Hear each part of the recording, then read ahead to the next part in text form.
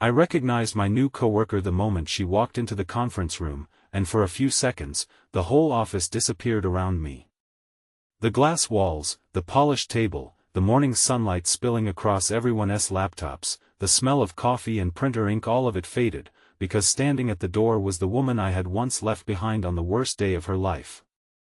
12 years had passed, but guilt has a cruel memory. It does not age. It does not soften. It waits quietly inside you until the past opens a door and walks in wearing a name badge. Before we continue, if you believe in kindness, forgiveness, and second chances, please like this video, comment your thoughts, share it with someone who needs hope today, and subscribe to Ancient Truth. Sometimes one story can remind us that a single act of compassion can change a life forever. Her name was Mireya Solon, though everyone in the room only knew her as the new project coordinator from the downtown branch. To them, she was a confident woman in a cream blouse, holding a folder against her chest, her dark hair pinned neatly behind her ears, her expression calm and professional. To me, she was the frightened 19-year-old girl I had seen crying in the rain outside a bus station more than a decade ago, clutching a torn backpack while strangers walked around her like she was invisible. And I was the man who had looked at her, understood she needed help, and kept walking because I was late for an interview. Back then, I had been 24, broke, proud, and terrified of failing. That morning, the sky had been gray and heavy, and I had only one clean shirt, one printed resume, and one chance to get a job that could keep my younger brother in school. I remembered seeing her near the curb, soaked through, shivering, begging a passing driver to let her borrow a phone. Her lip was bleeding. Her hands were shaking. Something inside me had told me to stop. But the bus was pulling in, my interview was across town, and fear had spoken louder than mercy. I told myself someone else would help her. I told myself I had problems too.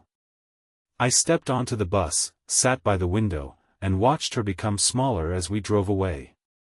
For years, I buried that memory beneath bills, deadlines, promotions, and ordinary excuses. I became someone respectable. I wore pressed shirts. I managed teams. People trusted my judgment. Yet every time I passed a bus station on a rainy day, I saw her face. I heard the silent question in her eyes, "How could you see me and still leave?" I never knew what happened to her. I only knew what happened to me. I got the job that day. I saved my brother's education. I built a life. But a piece of me stayed on that curb, ashamed. Now she stood 3 seats away from me in a sunlit conference room, alive, composed, and unaware that the man smiling politely at her had once chosen convenience over compassion. Our director introduced her as someone with exceptional experience in community outreach and crisis logistics. People clapped softly. She nodded with grace. When her eyes moved across the table and briefly met mine, there was no recognition in them, or maybe there was, and she had learned to hide pain better than I had learned to hide guilt. The first week with Mireya felt like walking beside a ghost who had become stronger than the living. She was efficient, kind without being weak, and observant in a way that made people straighten their shoulders. She noticed when the intern, Niall, looked overwhelmed and quietly helped him fix a presentation before anyone could embarrass him. She stayed late to correct mistakes she had not made. She remembered the receptionist's mother was in the hospital and brought tea without making a show of it. Everyone liked her quickly, but I kept my distance because shame has a strange arrogance. It convinces you that your regret matters more than the person you hurt. Our company was preparing a major daytime charity launch for a new housing initiative, the kind of event that filled brochures with smiling faces and words like hope, dignity, and renewal. The irony almost made me sick. I had been assigned to lead the campaign, and Mireya was placed directly under me. Every morning, sunlight poured through the office windows as we reviewed vendor lists, shelter partnerships, transportation routes, and speeches. Every morning, I watched her build with care what I had failed to offer her when she needed it most, a way forward. One Thursday afternoon, during a planning meeting, the team debated whether to cut emergency transport vouchers from the budget to afford a better stage setup. The room leaned toward appearance. Mireya stayed quiet until our finance manager called the vouchers a small detail. Then her face changed. Not dramatically, not angrily, but deeply, as if a door had opened inside her and cold air had entered. She said that transportation is never a small detail to a person with nowhere safe to go. A bus ticket can be the difference between danger and survival. Her voice did not shake, but mine nearly did. After the meeting, I found her in the hallway by the windows, looking down at the city traffic shining in the noon sun.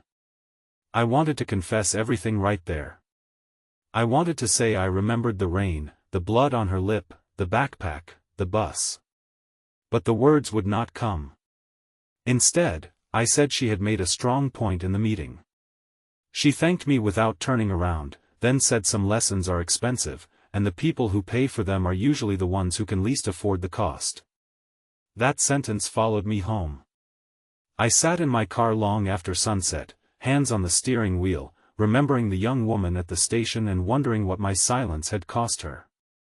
The next day, I began looking through old records, news archives, anything from that year near the bus depot. I found a short article about a 19-year-old girl who had escaped an abusive foster placement and been robbed while trying to reach an aunt 2 counties away. A volunteer had eventually found her and taken her to a women's shelter. The article did not mention her full name, only her initials, MS. But I knew. From then on, working beside her became unbearable in a different way. Not because she was a reminder of my failure, but because she had become proof that people can survive what others ignore. She had turned her pain into purpose. She had become the kind of person who stopped for strangers. And I had become the kind of man who looked successful from a distance, while carrying a private debt no salary could repay. The crisis came 2 weeks before the charity launch. A major donor withdrew support, accusing our company of using the housing initiative for publicity while ignoring real community needs. The board panicked. Reporters began calling. Our director wanted a clean, controlled event with smiling families and no uncomfortable stories. Mireya disagreed. She said if we were truly building trust, we had to stop polishing suffering until it looked convenient. Her honesty irritated the executives. Mine should have supported her. Instead, out of old cowardice dressed as professionalism, I told the room we needed to protect the organization first. I saw disappointment flicker across her face. It was brief, but it struck me harder than anger would have. That afternoon, she avoided me. By 5 o'clock, I found her alone in the conference room, packing documents into a box. Sunlight was slanting across the table, turning the glass walls gold. She said she had requested a transfer off the project because she could not help build another stage where people in pain were treated like decorations. Her words were calm, but there was exhaustion beneath them, the kind that comes from fighting the same kind of blindness too many times. That was when I finally told her. Not beautifully. Not bravely. Just honestly, with my voice breaking in a room full of empty chairs. I told her I knew who she was. I told her about the bus station, the rain, the interview, the moment I saw her and chose not to stop. I admitted I had spent 12 years hoping she survived while never doing anything worthy of that hope. I told her I was sorry, though the words felt too small for what they had to carry. Mireya did not cry at first. She simply stared at me as if time had folded in half between us. Then she sat down slowly, the box still in her hands. She said she remembered me. She remembered my blue tie, my folder, the way I looked back from the bus window. She said for years that moment had hurt almost as much as the robbery, because it taught her how easily decent-looking people could abandon someone. But then she said something I did not deserve. She said the volunteer who helped her later that day changed her life, and because one person stopped, she decided she would spend her life becoming that person for others. Her forgiveness did not arrive like a warm embrace. It arrived like a mirror. She told me she was not sure she could trust me, but she believed people were more than the worst thing they failed to do. Then she asked me what kind of man I wanted to be when no one was clapping. That question broke something open in me. The next morning, in full daylight, I walked into the executive meeting and told the truth. I said our campaign was empty if we cared more about camera angles than bus vouchers. I said Mireya understood the mission better than any of us because she had lived the distance between being ignored and being helped. I did not share her story, because it was not mine to use. But I shared mine. I told them I once failed someone because I thought my own future mattered more than her emergency, and I refused to let the company make the same mistake on a larger scale. The room went silent. Some people looked uncomfortable. Some looked away. But something shifted. Our director, who had spent years mastering polished speeches, finally asked Mireya what she thought the event should become. She did not smile with victory. She simply opened her folder and began describing a different kind of launch: fewer decorations, more transportation funds, direct shelter partnerships, legal aid booths, childcare support, and real stories shared only by people who wanted to speak.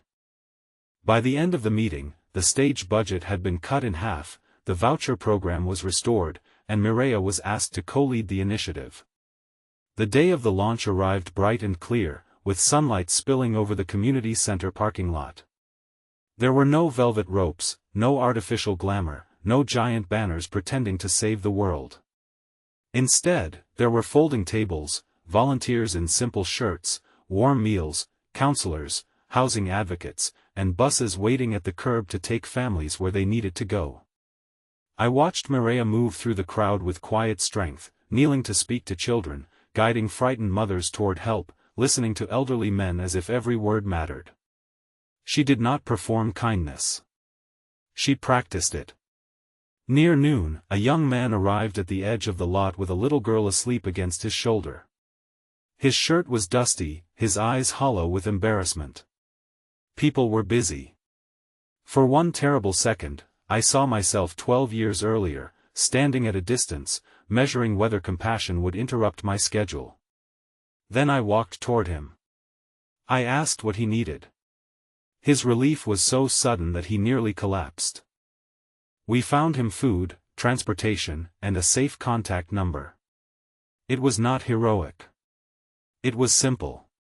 That made it worse and better at the same time. I had spent 12 years haunted by something simple I had refused to do. Mireya saw it happen from across the lot. She did not praise me. She only nodded once, and somehow that nod felt like the first clean breath I had taken in years. Months passed, and the housing initiative grew into something real. Not perfect, not miraculous, but real. Families were placed. Emergency rides were funded. Volunteers were trained to notice the person standing at the edge of the room, the curb, the doorway. Mireya and I never became close in a sentimental way. Some wounds do not become friendship just because someone apologizes. But we became honest colleagues, and sometimes honesty is a sacred beginning. She taught me that forgiveness is not pretending the past did not happen. It is refusing to let the past be the only thing that happens next. If this story touched your heart, please like, comment, share, and subscribe to Ancient Truth. Your support helps stories of kindness, regret, forgiveness, and second chances reach people who may need them today. And before the ending, please comment "I will stop for kindness" if you believe no hurting person should ever be invisible. Years later, I still think about that rainy bus station. I cannot return to that day. I cannot step off the bus, hand Mireya my phone, call for help, or stand beside her until she is safe. The past is locked, and regret is a room without doors. But every morning, when sunlight fills another ordinary day, I remember that life keeps offering us smaller doors into redemption. A coworker walks into a conference room. A stranger stands at a curb. A young father waits at the edge of a crowd, afraid to ask for help. And in those moments, we decide who we are becoming. I recognized Mireya the moment she walked in, but it took me longer to recognize myself.